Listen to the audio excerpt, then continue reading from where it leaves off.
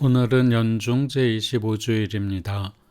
오늘 독서와 복음은 재물에 대한 것입니다. 오늘 일독서인 아모스 예언서는 북쪽 이스라엘 왕국의 망하기 직전의 모습을 보여줍니다. 오늘 일독서 대목에는 특히 이득을 얻기 위하여 혈안이 된 그 당시의 현실을 전합니다. 이렇게 이득을 얻기 위해 혈안이 된 이들은 이렇게 말합니다. 언제면 초하룻 날이 지나서 곡식을 내다 팔지, 언제면 안식일이 지나서 밀을 내놓지, 에파는 작게, 세켈은 크게 하고 가짜 저울로 속이자. 에파는 곡식을 퍼 양을 헤아리는 돛박입니다. 세켈은 무게의 단위이니 아마 무게추를 뜻하는 것 같습니다. 아모스 예언자는 당시 상거래에서 빈번히 일어나던 속임수의 방법을 묘사하고 있는 것처럼 보입니다. 이득을 얻기 위해 혈안이 된 이들이 이렇게 부당한 이득을 얻고 한다는 일은 힘없는 자를 돈으로 사들이고 빈곤한 자를 신 한 켤레 값으로 사들이는 것입니다. 이득을 얻는 과정도 악하고 그 이득으로 한다는 일은 더 악합니다. 재물은 취득 과정도 공정하고 재물을 얻어 하려는 일도 건실해야 합니다. 그렇지 않다면 재물을 추구하는 행위와 그 재물로 행하는 일은 모두 하느님을 거스르는 악한 일이 되고 맙니다. 아모스 예언자는 이런 이들에게 주님의 말씀을 전합니다. 나는 그들의 모든 행동을 결코 잊지 않으리라.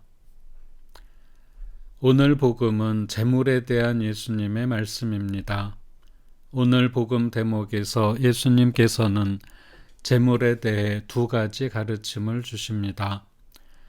불의한 재물로 친구를 만들어라 하신 말씀과 너희는 하느님과 재물을 함께 섬길 수는 없다 하신 말씀입니다. 예수님께서는 오늘 복음 대목에서 먼저 야근 집사의 비유를 들려주십니다.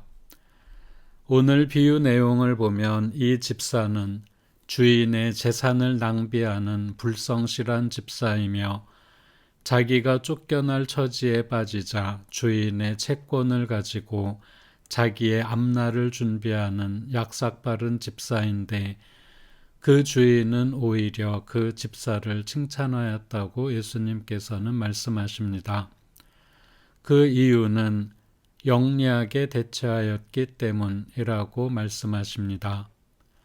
이 야근 집사의 비유는 집사의 행동 자체가 아니라 행동의 과정이나 원칙을 살펴보아야 예수님께서 이 비유를 드신 속뜻을 이해할 수 있을 것 같습니다.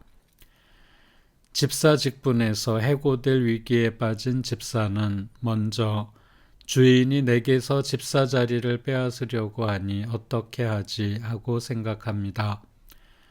집사는 자기에게 닥친 문제가 무엇인지 명확하게 알고 있고 또 위기의식도 가지고 있습니다.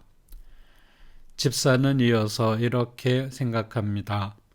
땅을 파자니 힘에 부치고 빌어먹자니 창피한 노릇이다.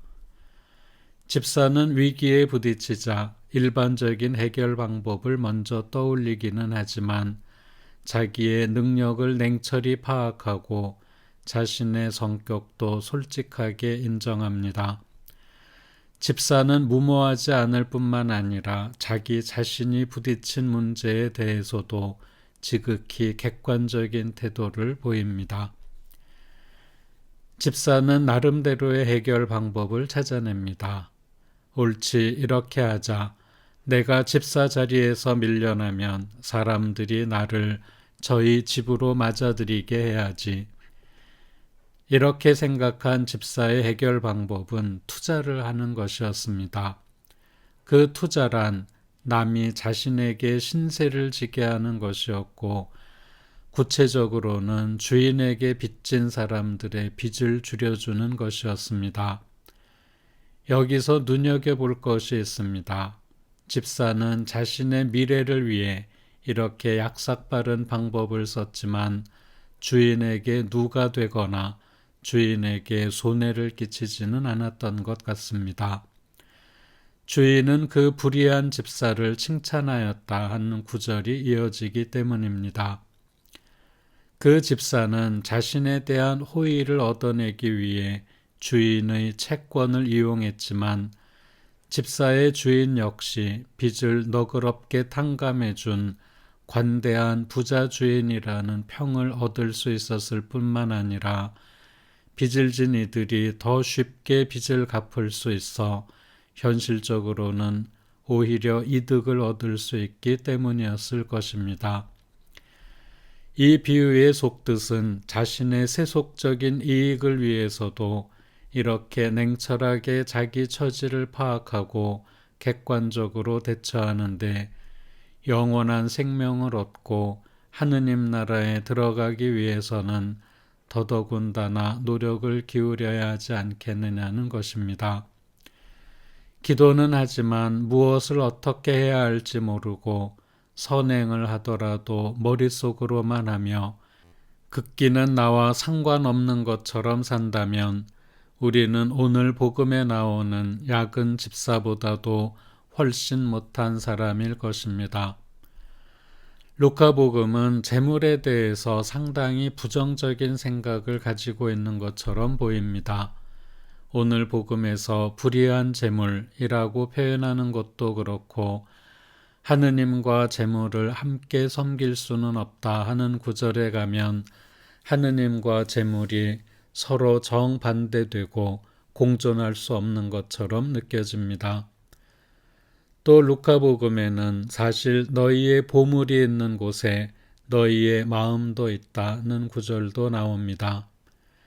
이러한 루카복음서의 내용을 들으면 그리스도인은 재물을 추구하면 안 되는 것인가 하는 생각이 들기도 합니다. 그러나 루카복음의 가르침은 그런 것이라기보다 재물은 하느님 아래에 있는 것이라고 말하는 것입니다. 하느님과 재물을 함께 섬길 수는 없다는 구절에서 재물이라는 말은 원문에서 맘몬이라는 단어입니다. 맘몬이란 물신, 곧 재물이 신격화되어 있는 것이라는 뜻입니다. 사실 재물 그 자체는 선도 아니고 악도 아닙니다. 그런데 대개 재물을 얻는 것을 삶의 목적으로 삼아 도에 지나치게 얻으려 하는 과정에서 불의를 저지르고 불의로 오염된 재물은 또 다른 불의를 저지르게 하는 큰 원인이 되는데도 마치 우상을 섬기듯이 재물을 탐하기 때문에 예수님께서는 재물에 대해 극도로 삼가는 태도를 가르치신 것입니다. 루카복음서의 가르침은 재물에 현혹되어 재물을 우상으로 섬기지 말고 그 재물로 하늘나라에 들어갈 수 있도록 노력을 하라는 것입니다. 그래서 불의한 재물로 친구들을 만들어라고 하는 것입니다. 썩어 없어질 재물로도 선한 일을 할 수 없다면 우리가 가지고 있는 불멸의 영혼을 어떻게 선한 길로 인도하겠습니까? 우리는 우리에게 주어진 능력으로 하느님 나라를 준비해야 합니다. 이 세상에서 살아가기 위해 세상에 재물을 얻으려고 일을 하지만 그 재물이 우리의 욕심으로 오염되면 그 오염된 재물은 우리를 오염시키고 악으로 이끌 것입니다.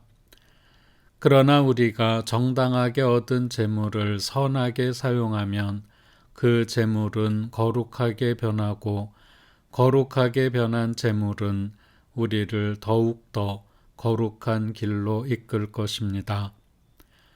영광이 성부와 성자와 성령께 처음과 같이 이제와 항상 영원히 아멘.